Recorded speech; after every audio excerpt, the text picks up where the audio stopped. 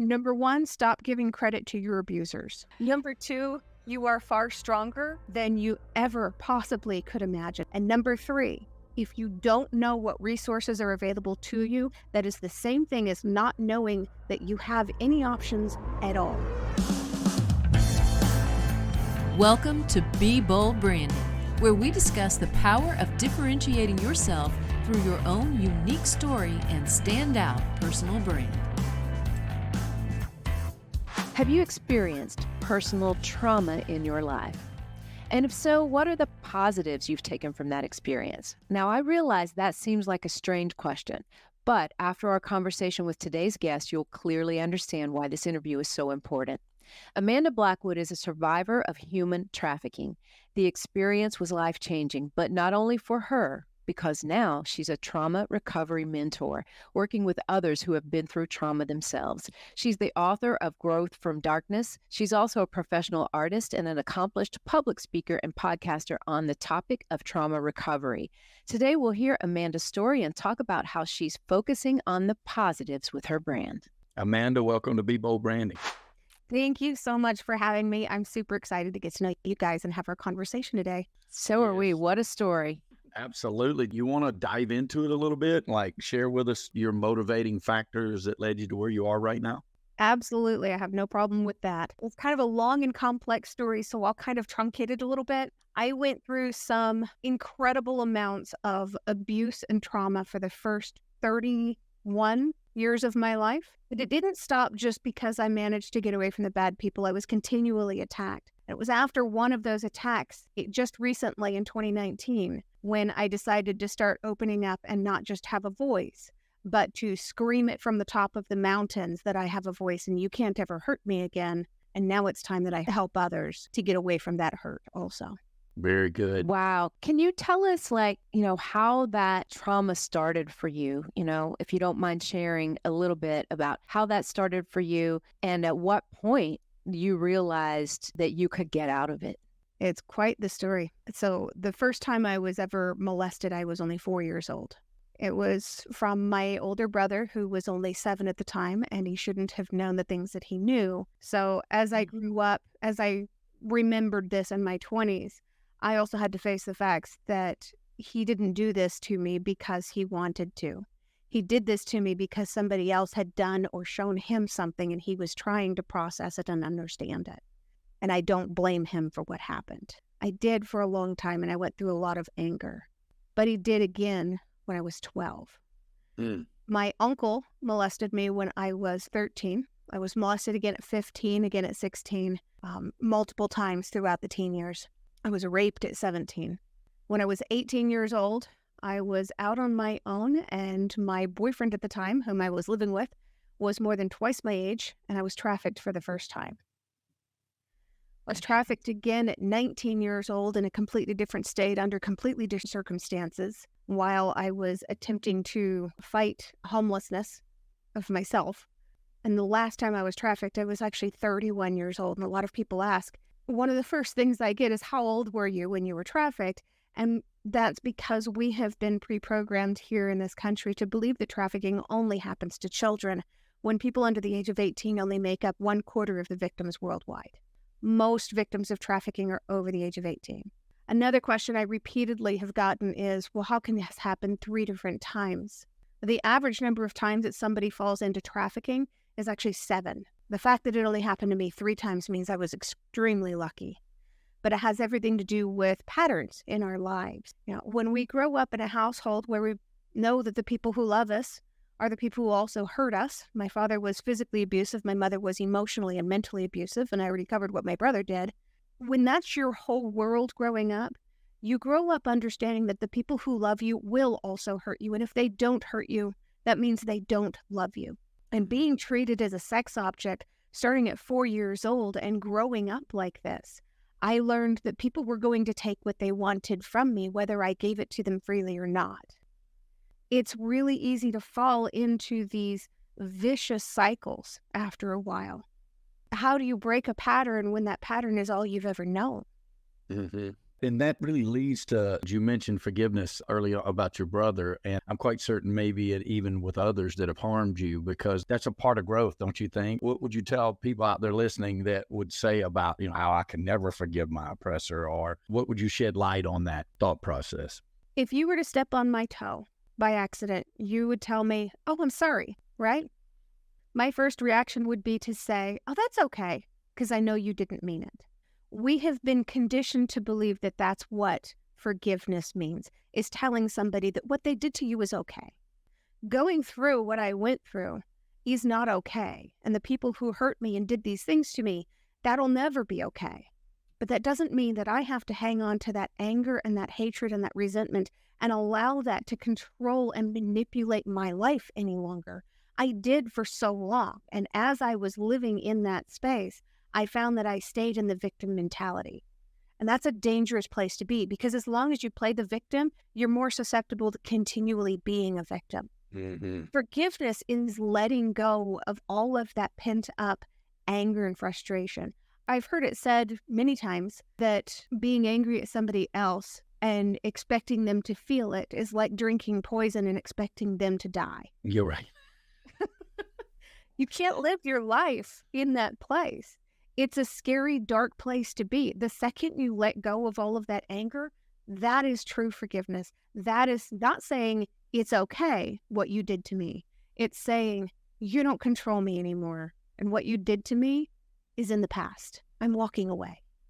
Mm-hmm. I think that's so powerful, Amanda. Like, most people, including me and Tanya, cannot compare to the type of trauma that you've had, but every human being fights a battle of some kind. And we have alcoholism, abuse in our past and with our families and things like that. And we couldn't agree with you more. Like, holding on to those things is such a detriment to moving forward, and moving forward in growth and positivity is really the goal that we all should be shooting for, whether that's making our personal changes for our personal reasons, or even for financial reasons and growth in business. And so we couldn't agree with you more that that is literally the way you have to look at it. But I do like how you pointed that out. We are conditioned to think that, forgiveness comes through with, open arms, and here, I'm available for you to do it again. And that's just definitely not the definition of forgiveness. You do not have to continually put yourself in harm's way, under the guise of I have to forgive. No, it's more about letting it go for yourself. So you're untethered to those things that have hurt you in the past. Right. The last time I saw my family was in 2009. The last time I spoke to any of them, it was with my mother in an email in 2013. After all those years of them constantly abusing me and finding ways to manipulate me and drag me down and force me into silence, I finally said, I've had enough. I love you and I will always love you, but I have no room in my life for you anymore. It was one of the hardest things I ever did, but I also let her know that I forgive her. Mm-hmm. Like, that is superhero stuff. I mean, seriously, there's such a somber moment going on right now. And for the people who are listening, this somber moment sets the backdrop for the positivity you're about to hear, because you took your situation and, well, you've done many things, but let's start with this. You've written a dozen books on this topic. Tell me, at what point did you decide to write that book series, Growth from Darkness? That one came about actually towards the beginning of this year. It was something that I'd had in my brain for a long time. So I'd been a prolific writer for a long time. I wrote my autobiography and released that on my 10-year anniversary of freedom from human trafficking. And I'd written a lot about my other experiences, but people continually, every time they read one of my books, is, how did you get to that point? How did you understand that this is what you needed to be able to grow from the past that you had come through? How did you understand this about yourself? I had been reading about psychology since I was just a kid. I wanted to understand why these things happened. I wanted to know, why is this my existence, and why do these things seem to circle around me like I'm circling a drain? I needed to understand, because I wanted to break those cycles, even as a 14, 15, 16-year-old kid that had already experienced so much trauma. Throughout all of that, I dug in and I started to understand how neurosynapses in our brains function and how they grow. I've since been able to watch scientific videos of those neurosynapses growing, and it's just fascinated me. So I'm a high school dropout with no college education, and I didn't believe in myself for a long time. I saw where I really had no value to this world because I didn't have that education, because that's, again, what I had been led to believe. I also grew up being told that I was ugly and stupid most of my life, but that didn't stop me from modeling for Harley Davidson and going to college for physics eventually. I was not going to let what other people were telling me hold me back, because I had done enough research in psychology on my own to understand that that is what holds back so many people. We have these imposter syndromes that prevent us from wanting to add value to the world. But as people kept on coming to me and asking me, how do you do this? I want to do what you did. How do I overcome this? That's when I finally sat down and said, I've got the skills to be able to do this. And I know that I know how to teach people because I've been teaching people different things for many years. It's time that I put all of my experiences and all of my skills in writing and all of my skills in speaking and teaching and performing and put it all together and really help to people to crawl out of that darkness and learn how to grow on their own. I love it. I mean, that is the key and the crux of everything. And that mindset that leads to, I'm better than this, I'm smarter than this, and I'm not going to listen to everybody that tells me differently, is so important, especially in the world we live, especially in the internet-based world, right? Where you've just got so much negativity out there. Your message is spot on. And it's proof that people can really experience the worst of humanity, right? And still rise above. And then in it rising above, say, I want to help other people to rise above and take that experience and turn it to something that can help so many people is just applaudable for sure. Absolutely. Fantastic. Thank you. Hey, yes. We also heard that you are currently in talks to maybe make a documentary about your life. Tell us a little bit about that. So I did have somebody reach out to me last year, and they are currently in the talks and discussions of turning my autobiography into either a film or a limited series. I am really excited about it. It might take a few years to make this happen because I know they have a backlog of different things that they're working on. And by then, the book might have gone through a couple more revisions, because that's what authors do, constantly trying to rebrand their books. But I'm really proud of this. When I first sat down to write the book, it was at the end of therapy sessions. I'd had another really big trauma come up in 2019, a severe attack. And I started therapy, and it was the first time in my adult life that I had talked to a therapist. I was terrified of it. I had a terrible therapist when I was a kid, and she kind of ruined me for everything. And the first therapist that I talked to, she was not ready for me. I swear, I think she left the industry completely, and I traumatized the poor woman. But the second therapist I talked to was amazing. She was a no-nonsense kind of person, and you can probably tell from talking to me at this point that kind of what I would need in my world. She pulled no punches. She told it like it was, and I respected her for that. She was amazing. It's like, that's the kind of person I want to be. I didn't realize I already was. Right. Okay, now you hit upon a great point there. And, we do personal branding. It's all we do. We help people build profitable personal brands. But, when they first come to us, they don't really understand or realize their own power. They don't know that. A lot of people will say to us, oh, you've built such a beautiful brand for me. Now I have to live up to my brand. And we have to stop them and say, no, wait a minute. We just built that brand to try to live up to you. And at that moment, there's just a moment of silence usually where they're really taking that in and understanding that is them just put out there in a creative format that they've never been able to do or didn't know how to do before. So I think it just all really begins with looking internally and accepting that you are enough. You are more than enough, and to discount everybody else who's telling you otherwise. Was there any particular defining moment for you, Amanda, where you thought, this is exactly how I'm going to get out of this, or this is exactly what I'm going to do with my life because of this? There was a big one, actually. In February of 2018, I had found out from a friend of mine that there was a local anti-trafficking conference here in Colorado. And at the time, I didn't know that what I had been through could even have a name like this. I just thought it was domestic violence. And I told my friend, I'd love to go, but right now I am flat broke. I've got maybe $60 to last me the rest of the month, and the tickets are $35. And this friend of mine said, well, you don't have to worry about that. I already bought your ticket. So I went to this event, and I was sitting in the front row because I was all about wanting to save the lost kids being snatched up by total strangers in windowless vans, not realizing that that's not what human trafficking was. You know, most people are trafficked by people they already know and trust and love, and people with a sense of authority over their lives. The last man that trafficked me was a man I'd known for 7 years. He was a police officer. Wow. So here I was sitting in the front row of this event and geared up to help and wanting to get involved and learning about all these different organizations. And they had a panel of speakers up on the stage, and they were talking about how to define what human trafficking is. And the Department of Homeland Security defines it as the use of force, fraud, or coercion to obtain labor or sex acts from another person. Now, you notice there's no mention of transporting a person from one place to another. There's no mention of exchanging of monies. So when we're talking about human smuggling across the borders, that's not human trafficking.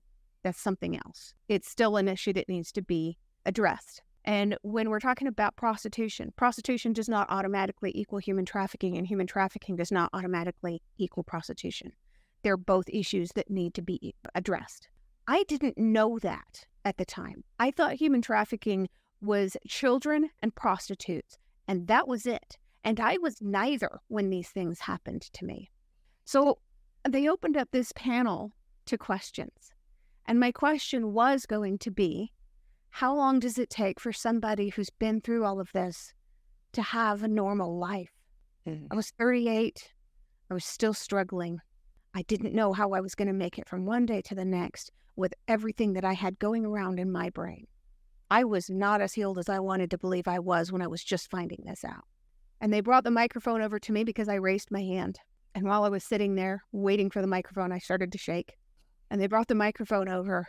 And what came out of my mouth instead of the question was, I'm a survivor and I need help. Oh, wow. Powerful. Powerful. It was the first time I ever knew that I was a survivor. It was the first time those words had ever come out of my mouth. It was the first time I ever figured out how to ask for help. And in that moment, I realized that what I wanted to do more than anything else was to be on that same stage that following year to talk about my story. And that's exactly where I was. Oh, wow. Wow. You just blew me away. That's awesome.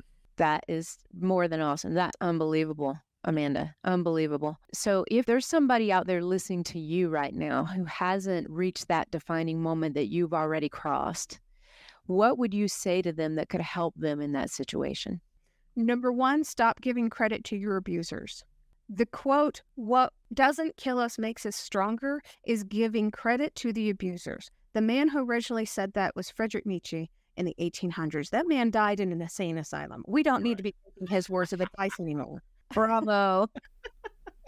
Number two, you are far stronger than you ever possibly could imagine. And that's the reason that you're still alive right now in spite of everything that you've been through. Sometimes you got to dig real deep to find a little bit more strength to be able to get out of these situations. But you've got it in you and you can do this. And number three, if you don't know what resources are available to you, that is the same thing as not knowing that you have any options at all. If you don't have options, you feel trapped, you feel stuck. Reach out to somebody that you know can help you.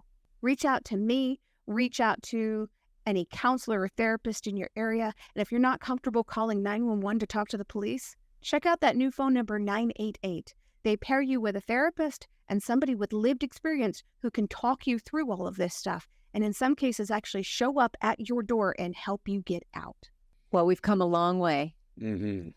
A long way. And I know there's been a lot of focus on it. I have a friend, Marlene, who is a survivor of human trafficking. I met her 4 years ago in Columbus, Ohio, and she is like you. She's doing a lot of great things for the cause. I'll introduce the two of you when we finish the show today. But she's a phenomenal lady, and it wasn't just her childhood either. It was part of her adulthood. And so that backs up, a statistic that you claim that only 25% are under the age of 18. And I, too, have just been educated today. I also thought that, human trafficking was more like human smuggling, right? And I just didn't realize, I knew that a lot of times people were trafficked by the people they know and love and trust, but I didn't realize that it was so prevalent compared to smuggling.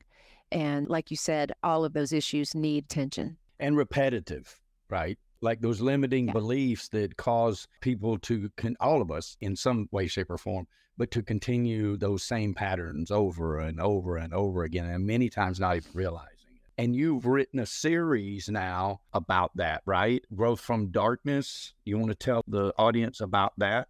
Absolutely. So the first book is about the stages of trauma, which mirror the stages of grief. And if you think about it, that makes perfect sense, because when severe trauma happens to you, you have changed as a person. You have these new neurosynapses that turn you into a completely different person. You're going to react differently to different situations, different smells, different sights. Your life is never going to be the same. So it is perfectly natural for you to go through the stages of grief as stages of trauma, because you're grieving for the person that you will never be again. You're grieving for what you've lost. For some, it's a loss of a limb. For others, it's a loss of an innocence. So they go through the stages of depression, bargaining, anger, denial, acceptance, all of that. I know I've got those out of order, but that's the way our brains work too. Yeah. Just because there's an order to those stages doesn't mean that we are going to go through them in linear phases. Oh, that's a good point too. Because we think of scientific things like that as, okay, I must be in this phase now, and next is coming this, but you can't always guarantee what's coming next. Right, exactly. Yeah. And typically the first one is denial. But when you get down to the level of acceptance, that doesn't mean that you're going to stay at the final stage of acceptance for the rest of your life. You can absolutely bounce back and forth significantly throughout your life. Now, when I first started doing podcast and radio interviews, I had my own parents reach out to one particular radio station and tell them, my mother said, you should do a better job of vetting the guests you have on your radio show, because as her mother, I can tell you the truth isn't in her. I took that to heart, and it hurt, and I shot straight back into the denial phase. What if this didn't happen and it's all in my head? The early abuse. What if she's right? And then I went into the bargaining phases almost immediately of, I can make people believe me. I don't need to make people believe me. My story is what it is. If I tell it with enough conviction, they're going to believe me. And if they don't, that's their problem, not mine. Yes. That's so true. That's so true. And it aligns so well with what we're doing here. Some people may think, why are we interviewing you because of your books? And because your personal brand is the result of who you are due to the journey you have walked, right? And you have taken that so beautifully and twisted and turned it to help other people that, wow, what a personal brand. Yeah, you took extreme negativity, turning it into extreme positivity. And that is really the key. And that is the goal of a good personal brand. It's the goal of a good person. And, the coping skills to that are so powerful, embolden people not to stay in that position, like you said, where if you have these limiting beliefs of victimization, even if you were absolutely a victim, but if you stay in that thought process, you are most vulnerable to remaining a victim. And you don't get a chance to overcome that and enjoy what life should be. And you are a champion for that. And so I thank you so much for that right off the bat, and encourage everybody to reach out to you and growthfromdarkness.com and see how this message can be positive in every aspect of their lives, no matter what trauma they've been through. Yeah. Any final words for our listeners, Amanda? We just want to thank you so much for spending your time with us today. Of course. Thank you. My final words would be, if you're ready to have the life that you've been denied, then you're ready to do the hard work in yourself to find out how. You don't have to learn it from me. You can learn it from a therapist, a psychologist. You can learn it through neuroscience. You can learn it from proper counselors in churches. Whatever it takes, you're ready to do the hard work in yourself. If I hadn't done the hard work in myself, I wouldn't have this beautiful, successful marriage that I have now. Well, congratulations to you, and you totally deserve it. Thank you. Brought to you by BrandFace, the only comprehensive personal brand building system across the globe.